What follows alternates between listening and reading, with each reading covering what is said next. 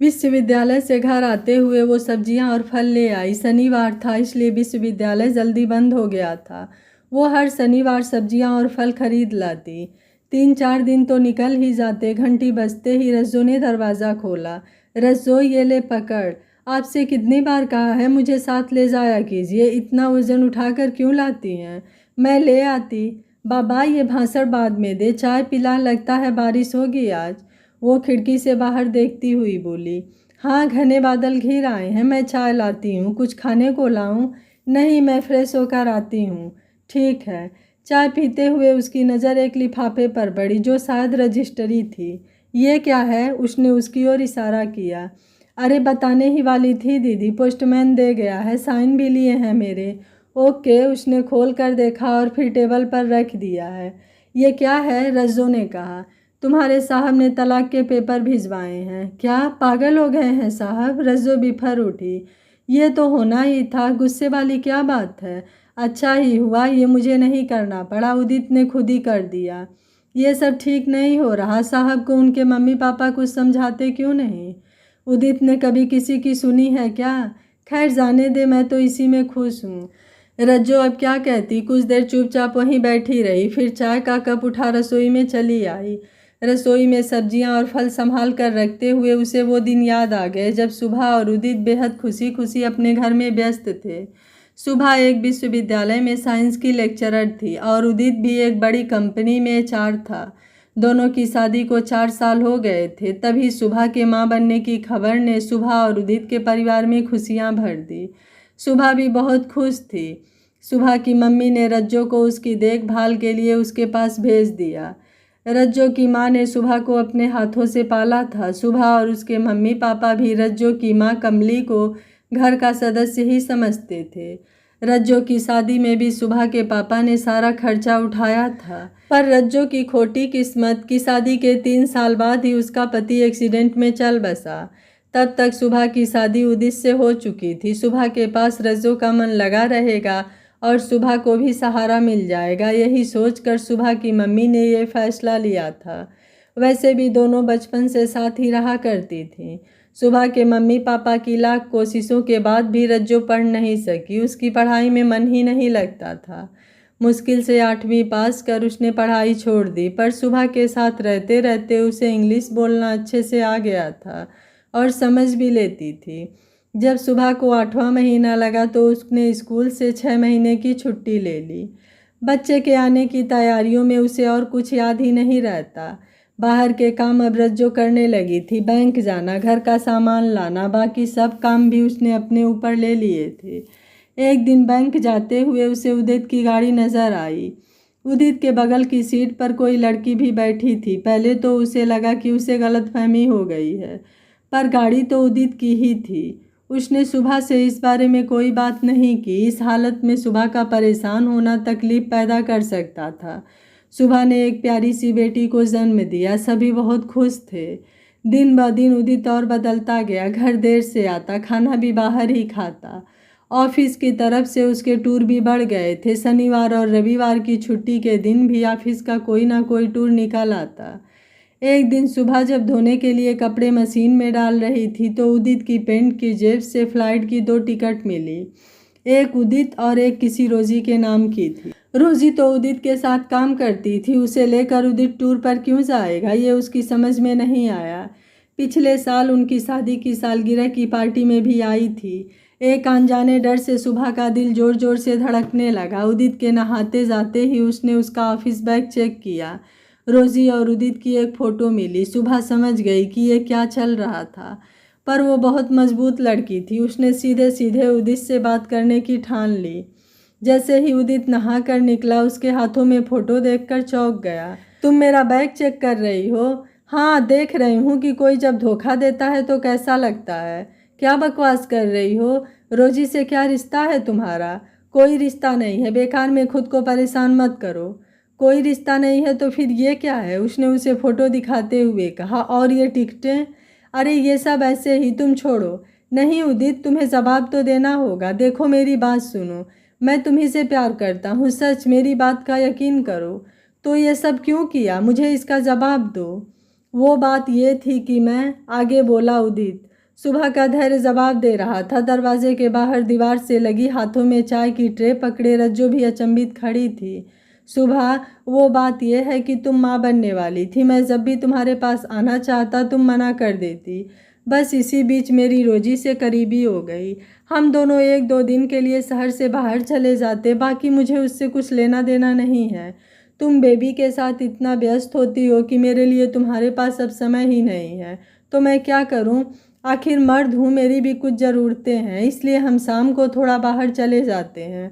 बस इससे तुम्हें तो कोई नुकसान नहीं है। सुबह को ऐसा लगा कि जैसे उसके पाँव के नीचे की ज़मीन किसी ने खींच ली हो। उसकी सारी जिंदगी डगमगा उठी थी। उदित इस हद तक गिर सकता है उसने सोचा भी नहीं था। कौन सी औरत ये सोच सकती है कि वो जिसके बच्चे को जन्म दे रही है उसे एहसास ही ना हो कि उसकी पत्नी उसके बच्चे को जन्म देते समय अपना ही जीवन दांव पर लगाती है। सुबह टूट चुकी थी। उसे लगा कि उदित शर्मिंदा होगा, उससे माफ़ी मांगेगा, पर उदित की मर्दानगी भरी बेशर्मी उसकी बर्दाश्त से बाहर थी। सुबह के मुंह से आवाज़ तक नहीं निकली। वो बस फटी फटी आंखों से उदित को देखे जा रही थी। उसे इतना भी होश नहीं था कि उसकी बेटी के रोने की आवाज़ सुनकर उसके सास ससुर और रज्जो कमरे में आ चुके थे और सब कुछ समझ भी गए थे। उसकी सास ने उदित को फटकार लगाते हुए उसे सुबह से माफ़ी मांगने को कहा। किस बात की माफ़ी मांगूं? मैं मर्द हूँ, अगर कुछ करता भी हूँ तो घर के बाहर। घर तो नहीं ले आया किसी को। इतना हंगामा करने की ज़रूरत नहीं है। इतना कहकर सुबह के हाथ से फ़ोटो छीनकर वो घर से बाहर चला गया और सारी रात नहीं लौटा। सुबह के सास ससुर उसे बहुत देर तक समझाते रहे, पर उसकी समझ में तो कुछ भी नहीं आ रहा था। अपने बर्बाद हुई घर के खंडहर उसकी आंखों के सामने घूम रहे थे, जिसकी हवा जहरीली हो चुकी थी। सुबह होते ही उसने अपनी बेटी और रज्जो के साथ उदित का घर छोड़ दिया और अपने मायके चली आई। शुरू शुरू में सबने उसे उदित को माफ़ कर देने को समझाया, पर वो माफ़ करे भी तो किसे? उदित तो अपनी अय्यासी को मर्दानगी का नाम दे रहा था। उसने कभी ना लौटने का फैसला कर लिया था। मायके आने के 2 महीने बाद ही उसने एक छोटा सा घर किराए पर ले लिया था। रज्जो उसके साथ परछाई की तरह बनी रही। सुबह ने रज्जो को दूसरी शादी करने को कहा, पर वो नहीं मानी।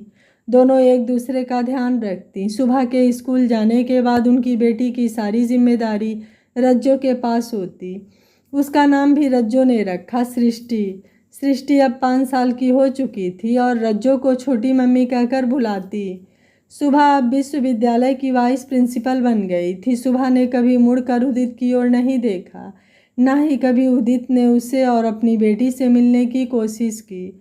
अचानक तलाक के पेपर देखकर सुबह को अफसोस हुआ कि ये कदम उसने क्यों नहीं उठाया। उसने अपनी सहेली आरती को फ़ोन किया, जो पेशे से वकील थी। सारी बात सुनने के बाद आरती ने उसे सृष्टि के खर्च के तौर पर उदित से पैसे मांगने की बात रखी, जो सुबह को पसंद नहीं आई। वो बस इस रिश्ते को ख़त्म कर देना चाहती थी। उसने आरती से कहकर उदित के वकील से बात की और बिना किसी लेन देन के फ़ौरन म्यूचुअल तलाक के बारे में कहा।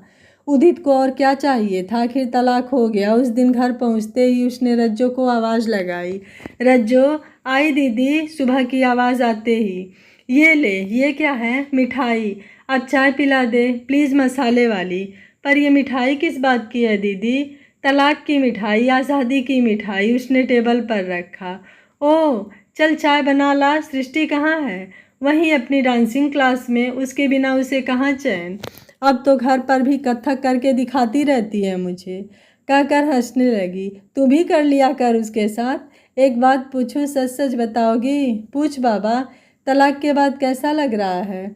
सुकून सा भर गया है मन में। तलाक के पेपर में ये लिखवाया था कि मुझे मेरे और सृष्टि के लिए कुछ नहीं चाहिए, पर वो कभी सृष्टि से नहीं मिल सकता। वो राज़ी हो गया और साइन कर दिए।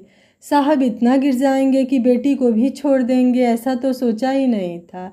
ऐसे लोग दुनिया में हैं रज्जो। चल छोड़, चाय बना दे। इस बात को 22 साल हो गए। सृष्टि 27 साल की हो गई। अब वो एक जानी मानी कथक डांसर थी और कई अवार्ड जीत चुकी थी। टीवी पर उसका इंटरव्यू आ रहा था। आप शादी कब करेंगी? पता नहीं, करूँगी भी या नहीं। करना नहीं चाहती या कोई मिला नहीं?